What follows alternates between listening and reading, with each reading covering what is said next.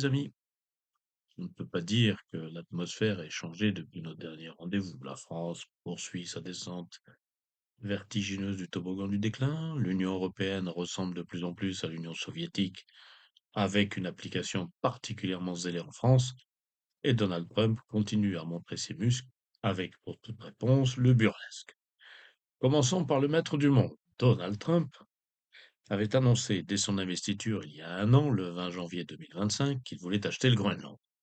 C'est une manie chez les Américains, manie qui revient tous les 80 ans. 1867, lorsque le président Andrew Johnson acheta l'Alaska au tsar Alexandre II, il avait déjà demandé au royaume du Danemark de lui vendre son désert glacé. 79 ans plus tard, c'est cette fois le président Harry Truman qui refit une offre en 1946 au Danemark, qui la refusa à nouveau, poliment.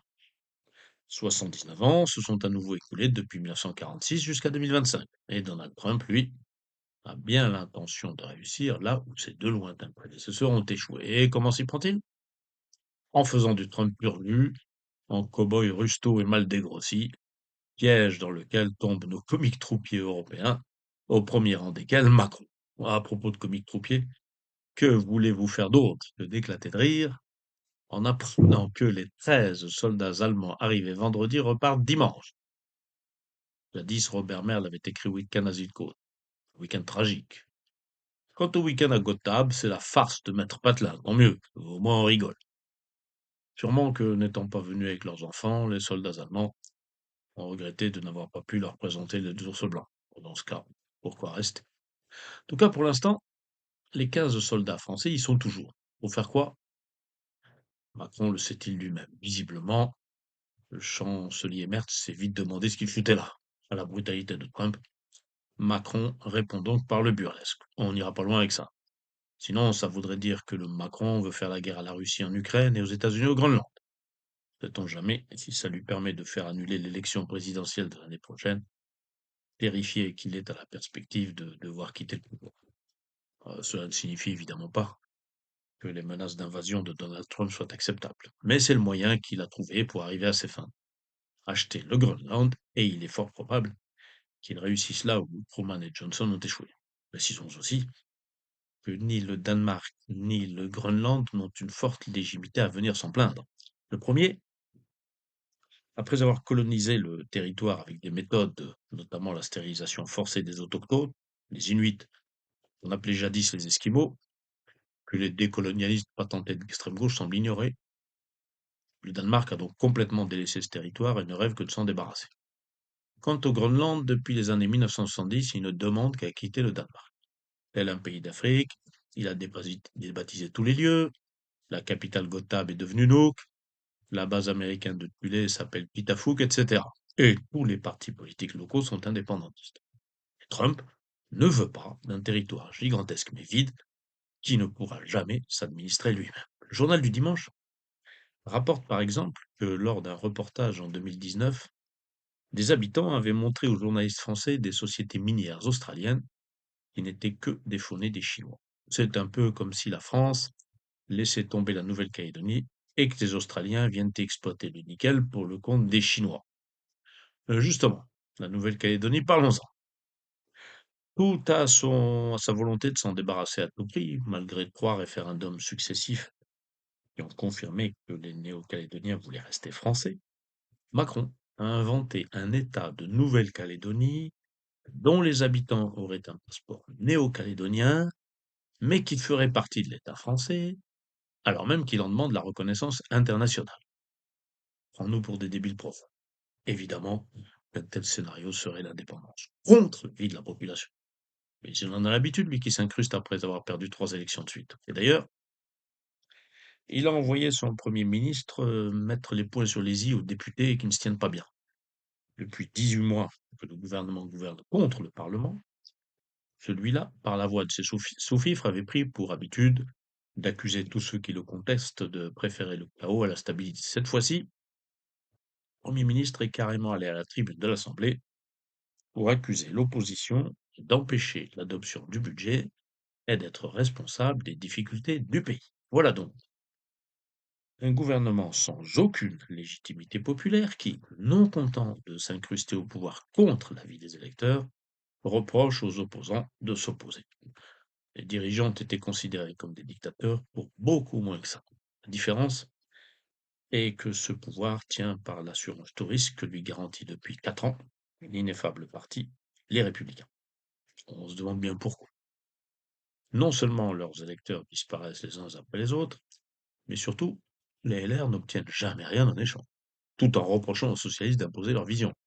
Effectivement, les socialistes ont fait inscrire dans le budget à peu près toutes les stupidités dont ils sont capables, et les LR, rien. Pourquoi? Tout simplement parce que le cornu sait très bien que, qu'il pleuve, qu'il vente, qu'il neige, les députés LR ne voteront jamais la censure. Bien gardé à droite, le cornu dit la gauche. Honnêtement, ne feriez-vous pas la même chose à sa place? Me poser la question, c'est tiré.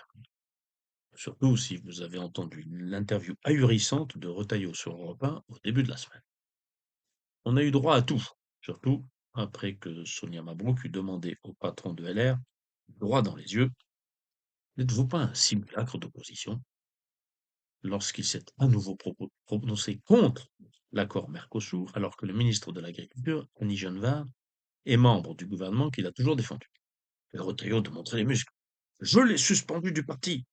Elle ne peut en aucun cas s'exprimer pour LR. Très bien. Mais alors, dans ce cas, comment se fait-il qu'il ait donné l'investiture à Rachida Dati pour le maire de la mairie de Paris, alors qu'elle est ministre de la Culture, non pas depuis la dissolution de 2024, depuis que lui-même est en gouvernement Barnier, mais avant, chez Gabriel Attal? La question n'a pas été posée. Mais Retailleau a tout de même tenu à accuser les socialistes. Le PS est la béquille de Macron, a-t-il hurlé. Une béquille rémunérée. La béquille LRL est gratos. Tout ça pourquoi? Pour poursuivre l'entreprise totalitaire de l'Union européenne, parbleu. L'ancien commissaire européen français, Thierry Breton, qui fut jadis ministre de Jean-Pierre Raffarin, reste habilité sur le contrôle de l'information. Ben oui, des fois que des partis hors du cercle de la raison, descendants directs du Parti communiste de l'Union soviétique, puissent accéder au pouvoir. Il a lancé une croisade personnelle contre la liberté d'expression et a donc pendu le DSA, Digital Services Act. Ah oui, il faut savoir que ces gens-là parlent anglais, comme 1% de la population de l'Union européenne et contre 99% des Européens. Donc le DSA, c'est la législation élaborée en 2022, alors que Breton était commissaire, soi-disant, pour lutter contre la désinformation. Vous avez compris, comme les États-Unis, que c'est tout bonnement un, je cite, complexe industriel de censure. Tout juste. Les amendes pleuvent contre Facebook, X, WhatsApp, etc. Sans parler de Telegram, dont le fondateur, Pavel Durov, de nationalité française, est actuellement en examen après avoir été arrêté à l'aéroport du Bourget. Certains pays de l'Union européenne, notamment la Pologne, refusent de transposer cette ignominie dans leurs droits. Mais surtout pas la France, qui, comme toujours, veut être l'élève modèle de l'Union européenne des républiques socialistes soviétiques. Je ne voudrais pas finir sans parler de la tragédie qui se déroule en ce moment en Iran. Les chiffres les plus fous circulent. On parle de 25 000 morts, on ne peut pas vérifier, parmi les résistants iraniens face à un pouvoir effroyable qui, ne l'oublions pas, s'est imposé il y a 46 ans avec l'appui de tous les bien-pensants de la planète, et après le lâchage du Shah par le président américain de l'époque, aussi nul que Joe Biden, Jimmy Carter. Aujourd'hui, on en vient à reprocher aux États-Unis de ne pas intervenir. Et comment interviendrait-il? Il ne faut pas oublier que le Shah d'Iran a été renversé en 1979 et 26 ans de harcèlement des religieux, soutenu par une bonne partie du peuple, justement parce qu'il était considéré comme l'un des Américains. Effectivement, en 1953, il a pu remonter sur le trône grâce à eux. Ils l'ont débarrassé de son premier ministre Mohamed Mossadegh.